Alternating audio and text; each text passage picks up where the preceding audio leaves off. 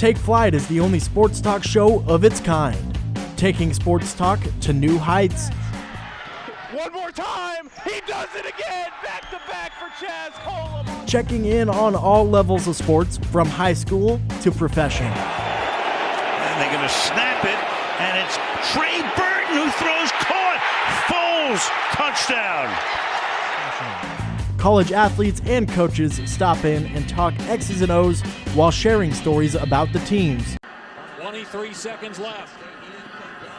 Armstrong, and the receiver was out of bounds. He caught it. It's a touchdown, but he stepped out. Was he pushed out? That'll be the question. Now, we head to the flight crew as we prepare to take flight.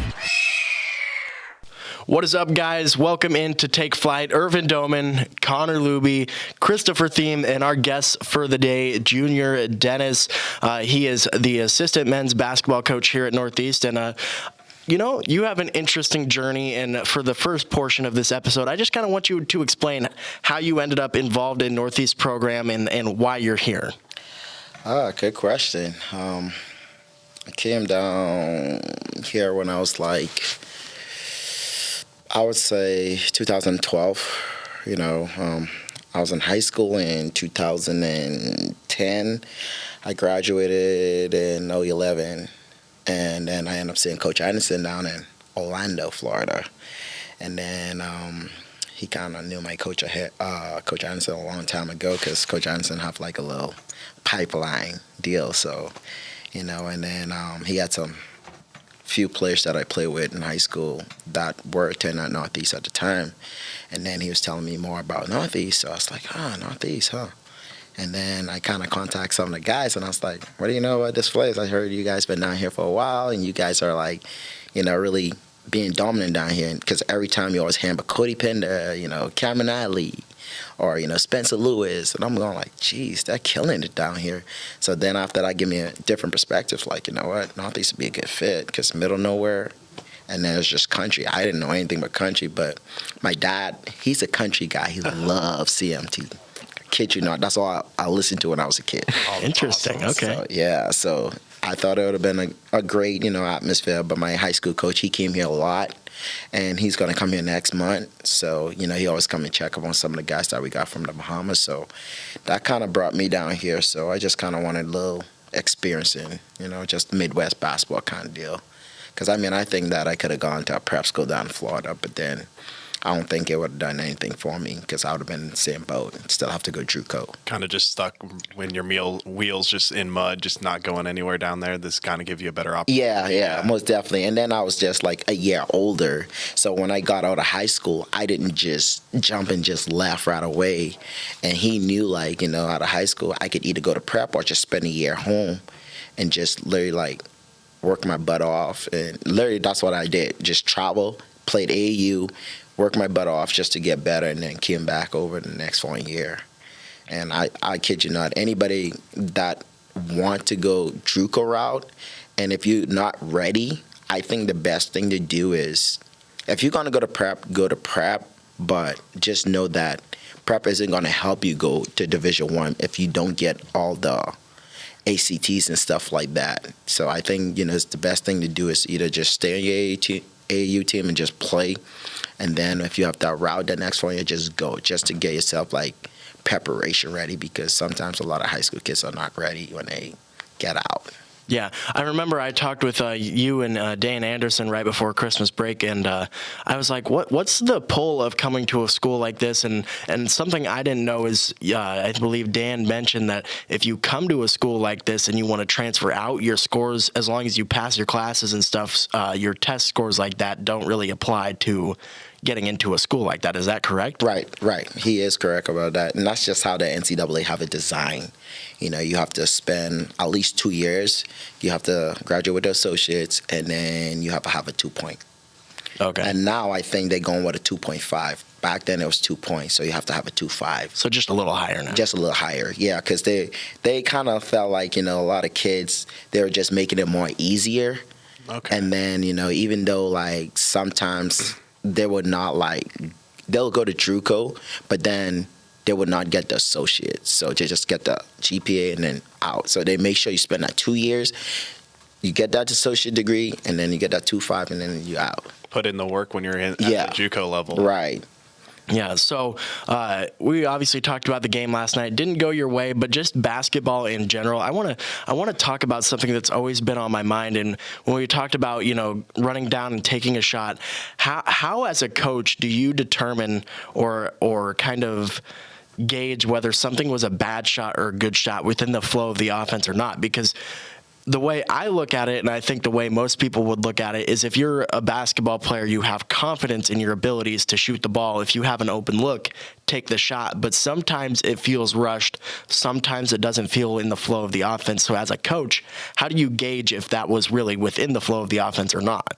All right. So for instance, when I know it's a good shot, it's basically you got 30 on the shot clock. Now, if we got momentum, I would say 15 to 10.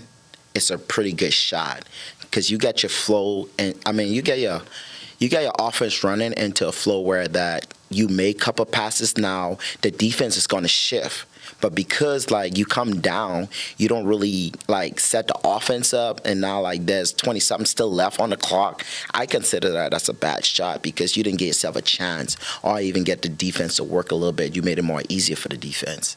So if you let the defense work, I guarantee you there's going to be I call it a little hole, or just going to be a little I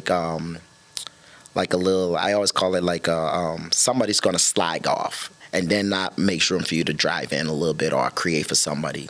And that's where you have your opportunity. But I think giving yourself more time. Right, giving yourself an opportunity to make, a play or a basket or, just to go to the line. And that's one thing I was telling my guys earlier, and I said, I realized when I was watching film, and I say sometimes you get to learn yourself more. And I said, me just giving the opportunity when Coach wasn't there when he had COVID, me and Josh had to, take charge. But I kind of I like working with Josh a lot because, I kind of and he's like, man, you the guy because, you've been here longer than me, you understand it and stuff like that. So, and I was like, nah, we're in here together because, I said, whatever I might not see, you might see, and whatever I see, you might not see.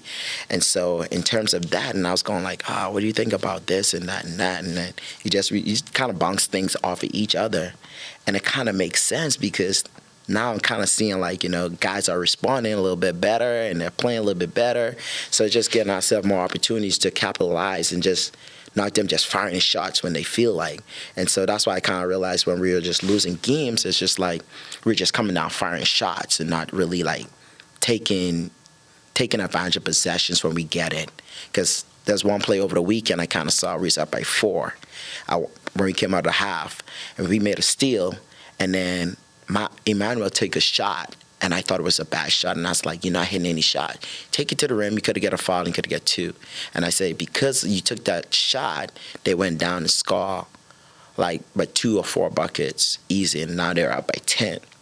We're down 10. I'm like, wow. I said, just like that, when you have an opportunity to capitalize, you make the best of it because you don't want to be in a position where you're like, dang, you got to play down 10 to get up by 2 or even just miss free throws.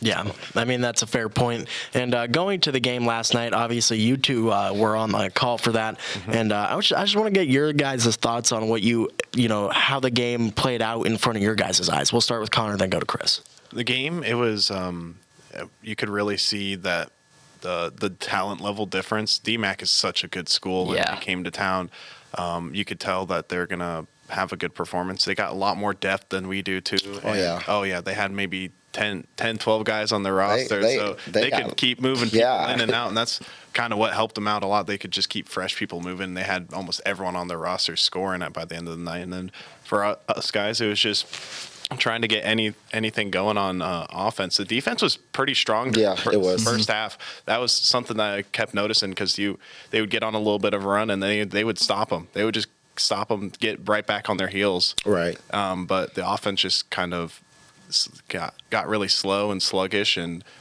you mentioned it earlier, just trying to take a pretty good shot, and they would shoot it pretty soon. And I think that what kind of helped a lot too is that if I had another experienced guard like Michael Anderson last year, he's way more experienced. Him coming back would have helped big time for us. But now you don't have any experience. Now you just get first year guys. It's kind of new to them, and they don't know how to like accept that role because they're just kind of thrown into it. Yeah, they gotta just here you go. You gotta accept it, and you gotta try the best you can. Right. Yeah, they don't know how to handle it at all. Yeah. So what'd you see kind of last night, Chris? Kind of like what Connor said. DMAC had a lot more depth on that roster. They're super talented. That team was hitting on all cylinders. It felt like, to me, like the offense for Northeast was just jacking up shots all night and just not taking advantage of, when they made a stop and setting up that offense. It just felt like every time they would come down the court, they would shoot it, or they would make a couple passes, then they would make it. Then you could see that boost in confidence. Then somebody would come down, jack up a bad shot, and then that confidence was lost. Right. Like defensively, amazing. Good job on defense. Like what Connor said, every time DMAC would get on a run, they would stop them, and it was just all around okay performance for Northeast. Yeah, so I noticed late, like it just kind of pulled away from there at the end, and obviously, maybe you would have a better solution to this. We're all human. So when you're down by 20 and there's only like 6 minutes left, you can't have the mentality that the game's over. You still have to want to go and attack. Right. But there's a certain sense of like, okay, maybe let's take this time, this 6 minutes remaining, to just, instead of like try and rush ourselves back into this game, let's run our offense correctly. We'll kill 20 seconds off the shot clock. We're not going to work our way back into this necessarily, but we can form ourselves into better players, know the offense better, and know. So how do you kind of balance trying to use what you have left on that clock to eat into that big deficit versus maybe taking the remaining time and using it as like practice time, if you will? Well, like I tell my guys all the time, like, when I say we're down 20, I don't really care what's on the clock. I want you guys to get better. And by me saying that is I want them to play hard. I don't care what's on the clock, because now I'm looking at it like, all right, we don't have a chance to win, but if we play hard, we'll give ourselves a chance to get back or even cut the lead down to 10. So that's my thing when I kind of see the lead. I don't really look at it because, I know other teams have more depth than us, because you always can kind of see, like, the first half we always play pretty good. Even last night, for as bad we play in the first half, I wasn't expecting us to be down by 10, and they're ranked. And I kind of look at, I watched a game before that when they played Nyack on Saturday, and then they play Nyack again on Monday, and they turn back around and play us on Wednesday. I'm going like, yikes, you guys had 3 games straight. Yeah. And so for me, like, looking at that, when they play Nyack, they blow them out like big. There was like a 30-point victory they had. And then, but I understood why they blow Nyack, because coach had COVID and now the assistant was taking over. So the head coach came back Monday. They only beat Nyack by 2. See the difference? Yeah, it makes a big difference. Yeah, so, and I kind of got that right sense of that. And when we went to play them at their house, we were up by 2 or 4 at their house. And that's the kind of crazy, because now I kind of saw they kind of pounded inside. That's where we're weak in. And I think that our guys kind of sense that, we're not strong inside because we're outnumbered. And plus they can go like maybe 2 to 3 guys rotation, like where they got bigs, and we only got like but 2 bigs. Yeah, they have the size advantage. Right. And so, it makes it like a big defeat for us. So, I mean, I get it. They're national champs too. So, it's kind of like, I know they're rebuilding, but they don't have to rebuild too much just because of they're going to get good players. And then also their school isn't as much as expensive as Northeast. Does that make sense? So now it's see, that's what a lot of things I think a lot of people don't understand. If you want good players to come to your place, now the cost, if you're competing with all the Iowa schools compared to Nebraska, it's going to be huge expensive. Like, it's almost like $10,000 to $11,000 just to go here, just as a student athlete. And then compared to Iowa Lakes, Kurtwoods, or, DMAC, Iowa Western, it's way cheaper. And it's kind of hard competing when you're trying to compete for those players, because you got to tell a kid they got to come over $10,000 to $11,000. Yeah, didn't they change something within the scholarship with like room and board or something? I remember talking with Dan over like the break when we had that discussion. He said something about they don't cover room and board anymore or something like that. Right. They don't cover room and board no more because we're Division II. So being a Division II, it just got different rules. Right. It just got different rules. So, Division I, you can offer everything room and board because we had that. We had like 12 full rides. And then last year when we were like Division I, we had 2 full rides. And so now we have none since we're in Division II. This is our first year in Division II. And, it's a kind of little experience. You got to take some pounding. But the thing I like about my guys are that, they kind of experience it. When everybody else, they're kind of loaded up on sophomores right now. So we're going to be the top team next year. So that's why I'm not worried. We choose to go that route to kind of rebuild because we don't want to get hurt next year. Where we got to go look out for players and then you got to develop in. So all my guys are just getting the experience right now. So. Yeah, you're doing a lot of prep work. I know you mentioned that Evan's going to be coming back and Jared Lopez is going to be coming back. Right. So you got every single player on your roster returning next year. So all these players have this whole year of experience and see what that turns into next year. Yeah, and then I have like a 6'9" kid that is coming in from England. I love recruiting from England, but this kid, like, he just surprises me because he can shoot it outside and also he can post them inside. And I love the game, the way it's changing now. They have a lot of shooters, like bigs wise, like even the NBA, like you see the bigs are shooting outside, and then now like when you watch in college, the bigs are shooting outside. So now in the JUCO route, bigs are shooting outside every day now. And it's like, dang, you got to close outside. You can't even be in the paint no more. Yeah, there's stretch 4s and 5s all over the place. Yeah. And, it makes it a little tougher to defend. And, that's the innovation of basketball, and you love to see it. And I kind of want to touch on some things. Obviously, you're an assistant men's basketball coach, but you do so much more. I know you kind of, I believe you kind of created the Breakfast Club, if that's what you call it. Yep. It's the shoot around, and it involves both teams, the women's team and the men's team here. Anyone's welcome to come shoot around in the morning. It was originally 6 o'clock in the morning, and now the second semester it's 8 o'clock. What kind of made you want to start that? For me, like, I love basketball, and, I think that if my guys want to be, Division I or Division II players, this is how it started, because you got to be prepared, and you have to understand, like, you might not be the guy that wakes up 6 a.m. or, so now it kind of put them in the mindset. Like, if you really want it and you want to chase your dream, this is what you have to do. You have to be disciplined. And for me, like, we didn't shoot the ball great, so that's a reflection of me.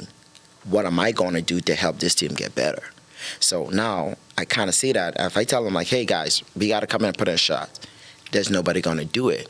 So now if I come in and say, hey, we got to put up shots, I need you guys to be at 6 a.m., I'm going to be here. Everybody's going to come in because now it's mandatory. Yep. But then at the same time, as we shooting, starting to get fun, and guys starting to get in the groove. So now they don't even worry about the 6 a.m., So now this semester, I kind of go by everybody's classes, and I kind of look at, everybody have classes like around 10, 11 o'clock. So now I could bring them in at 8 o'clock. They can get a little bit more sleep, maybe 2 hours of sleep, coming at 8 o'clock. So that's perfect for me. But feeling even better heading in. Right. Yeah. And so how better can I start a breakfast club? And for me, like, I grew up, like, in high school, my coach would wake me up at 5 o'clock in the morning. We're running the bridge, and then we have to run back to school, and that's just conditioning, and then we get in basketball at 7 o'clock. So all in one, and so that inspired me, like, if I ever do go to the next level, like, this is what I have to do with my guys. I got to make them get hungry, because if you don't get hungry, like, in terms of if you I always call people, like, being maintained and just not want to get yourself better. That means that you don't want to be great. And how can you be great if you just think that it's just going to happen overnight? So that's just like you being a regular worker. Yeah. If you're not doing the job right, they're going to see somebody else outside that's doing the job right. So now they're going to bring him in and be like, you know what? He's getting all this stuff done. So I got to kind of like, let this person go and bring this person in, because then, our operation is going to be way better and more easier for everybody. And so by me saying that, is like, for Coach Anderson, I've been around him for years. And I remember the first time he kind of told me, like, because I was going to enter it, and I'm like, I don't know how to do this. It's like, coach, figure it out. I'm like, solid advice. Yeah, that's what he's like, figure it out. You the assistant, figure it out. And I was like, so in terms of, recruiting and, doing the individual stuff, like how do I, for me, it's like, that's not my job. That's your job. Your job is supposed to make my job easier. So I was like, dang, it's just like that, huh? Yeah. So then after that, I started learning by just, asking my friends that are in coaching world. And then I'll call my high school coach and just explain to him kind of like, how would you do this or how would you do that? And just getting like a little bit more. And then Coach Anderson started taking me to like coaching clinics and stuff like that. And then as we started going coaching clinic, I started learning more. And then he got me into reading books. I started reading more too. So now my brain started going everywhere. You know what I mean? Like, so now I'm learning the game as I seen it, reading it, and understanding like what are certain things I need to do to get better as a coach. And that's why I think I learn a lot of respect from my guys, because I don't sugarcoat nothing. I tell them like how it is. I've coached pros. I coach, college, high major guys, low major guys. So I say, if you guys want to, succeed that dream, you got to do it the right way. And if you don't do it the right way, you're only going to get what you put in.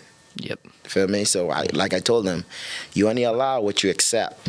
And they can take that into their lives beyond basketball too. Yeah. It's like if you put in the work in whatever degree you're going after, you're gonna have a super successful time. Facts. Yeah, and so you said like you got to put in the work to want to be great, and a lot of people call that like a dog mentality, and some people think that's just like something that's instilled into your being, at a young age, where you're just like, I gotta work, I gotta go after it, I gotta become the greatest. But you're like, it's kind of hard for you because does it feel like you're trying to put that in them, or do they already have it in them and you're just like trying to awaken it in them and like be like, okay, you're capable of this, now go out and do it? Well, some of them, they don't know how to because they've never been pushed. So when they come here, it's like, I got to make them believe in themselves because, I don't know, maybe they might have people that don't believe in them or that, inspire them that, hey, there's a bigger dream out there. You can go achieve it if you believe in it. So for me as a coach, no matter what, if I recruit you, I believe in you because at the end of the day, you're going to give me 100%. Like I give you 100%. If you believe in me, I believe in you. If you come to work out, I'm going to come and work out with you. So like Charles Joseph, I got him working out at 6 a.m. with me every day. So I'm in here at 5:30. So I come in before him. So I chill for a little bit, wait to see what time he comes. So when he shows us, like, oh, you're 2 minutes late.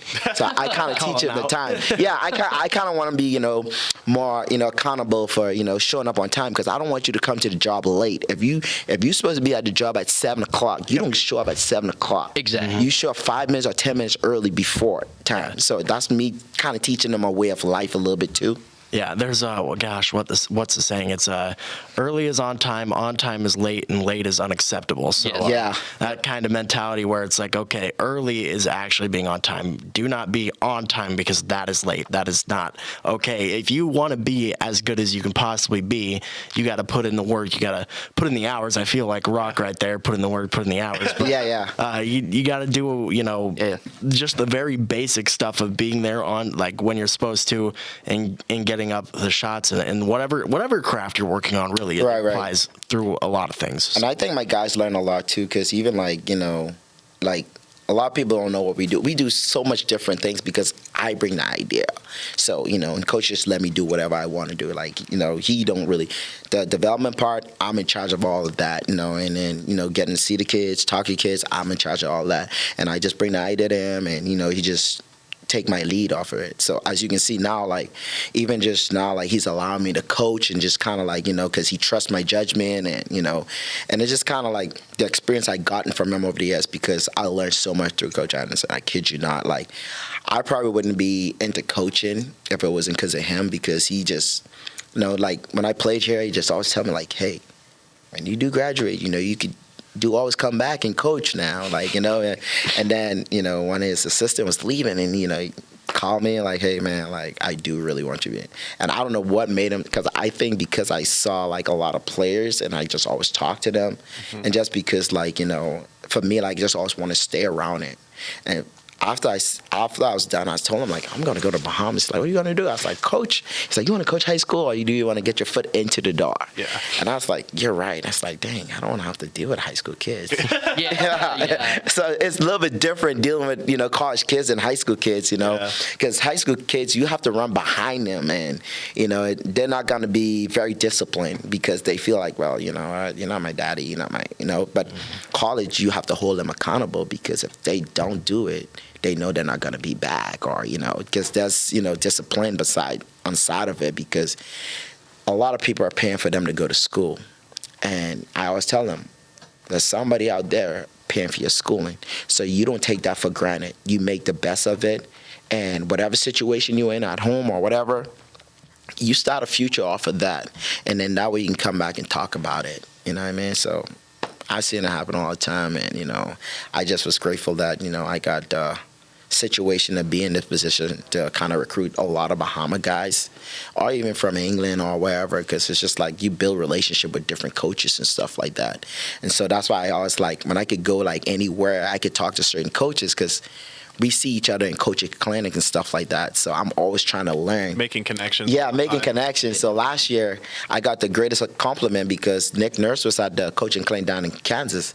And I didn't even know Coach Anderson knew him. They were like cool friends, like literally like, I didn't even know they coach at, so there's a camp called McMullen Camp. So it's like a top JUCO camp, top 100 JUCO camp. And Nick Nurse and Coach Anderson and I can't remember his name. He just retired. It was the head coach at Hutchinson, Kansas Hutchinson. So, long story short, just going there. It's like, hey, Danny. I'm like, this guy. Yeah. I was kind of shocked. We're on first name basis with him. Yeah. So I was like, he's like, yeah, I don't brag about, we used to do camps together. I was like, he is NBA guy, just won champion. What? Yeah. I was mind blown because he never told me anything like this. So it's like, yeah, I don't brag about these things, but yeah, we're good friends, and they were talking, just having great conversation. It's just like, wow. I was mind blowing. Yeah. Dan is very humble about his experiences. When I, sat with him for however long, he told me a bunch of stories under the sun, and he told me this one story, and I won't tell it. I might bring him on the podcast one day and let him tell it if he wants to, but he was very humble, and it was a very, amazing story about the practice plans that he now uses all the time. Dan Smith. Yep. So if he wants to come on one day, maybe I'll let him tell that. I guarantee he will come on. He'll tell you all about it, and I know exactly the story he's going to tell, because like I said, I know a lot of stories just by over the years, just being around him. He just always, so I kind of know him like at the back of the book. So he always tell people like, if you want to know about me, know about Junior. So, Junior will tell you everything about me. I say, you're right. I do have to figure out. I know him like the back of my hand type of stuff. Yeah. Oh, my gosh. The last question I want to ask you for today is, what's your advice? Like, if somebody was going to aspire to be a coach and try and change the lives of kids or, athletes or whatever, really mentor anyone around the world, what would be your biggest piece of advice as you're kind of doing that right now? You got to love it. Don't like it. Because my thing is, a lot of people like, and I always tell my guys, it's like spoiled milk, all right? Spoiled milk is basically you can have it there, but it's only good for a couple of days. But if you love something, nobody can take it from you, because now, like, you have that, vision that it's in you. Who can take something that you believe in and that you love? That's what I kind of tell people. If you want to go into coaching, make sure you love it, and because it's require a lot of time. It's going to be some stressful time. It's how you deal with it. Are you going to take it in a positive way, or are you going to take it in a negative way? For me, like, coaching can get frustrating sometimes, but I love it. And the reason why I love it is because I got to learn why am I frustrated? What makes me frustrated? And what makes me frustrated because I love it so much to a point that I'm so addicted that I always call myself a junkie. I'm a basketball junkie. I'm always finding ways I could talk to people, just even like my guys. Today I talked to Jared Lopez. I brought him in, we kind of talked for a little bit, I just asked him what's going on, just to kind of get a little bit of his, because, he's one of our big part of our offense, and I just always try to reach out to kind of figure out, because after basketball, that's life. So I don't know if something's happening at home, so I try to, like, just interact with them, and that's one thing I think all my guys appreciate is that I could always come in and talk to them outside of basketball, because I just always want to know what's going on. Is everything okay at home? Or, just because they have a life, you got to show them that you love them too. Yeah, I mean, that's a fantastic answer. I think it applies with so much in life. And want to thank you for stopping by, talking X's and O's, basketball, life, all that fun stuff with us. Once again, Junior Denis, one of the assistant men's basketball coaches here for Northeast. And for Connor Luby and Christopher Thiem, this has been Take Flight. Thank you.